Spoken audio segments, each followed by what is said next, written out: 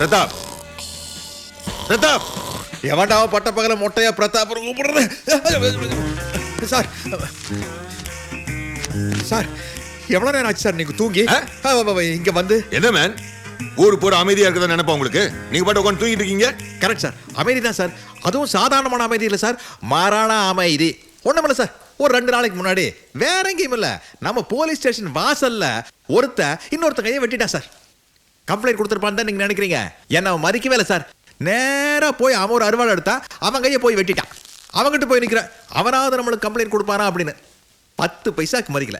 அவன் போய் ஒரு கடப்பாரி எடுத்தா போய் ஒரே சொருகு சார் இங்க பூந்து பின்னாடி வந்துருச்சு. ஆனா ஒரு விஷயம் சார், இவனுங்க ஒருத்தனுக்குள்ள ஒருத்தன் வெட்டிக்குவானுங்களே ஒழிய நம்மளை டிஸ்டர்ப் பண்ணவே மாட்டாங்க சார். அதனால தான் சார் சென்ட்ரி வெளியில் தூங்குறாரு, கான்ஸ்டபிளுக்கு சேர்ல உட்காந்து தூங்குறாரு.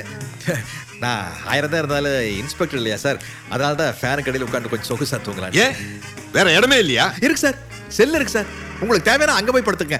ஏப்பா 7 மேல. Yes sir. Yes sir. இது பாரு, நீ இந்த செல்லை திறந்து சுத்தம் பண்ணி வை. நீ என்ன பண்ற, இந்த துப்பாக்கி எல்லாம் ஒன்னா சேர்த்து ஒரு கருப்பு பெட்ஷீட்ல சுத்தி தலைகன மாதிரி அப்படியே செட்டப் பண்ணி கொண்டு வர. ஏன்னா சார் சொகுசா தலைக்கு வச்சு படுத்து தூங்கட்டும். அன்னைக்கு உங்களுக்கு கொடுத்த மாதிரியே ஒழுங்கா டியூட்டி பாருங்க.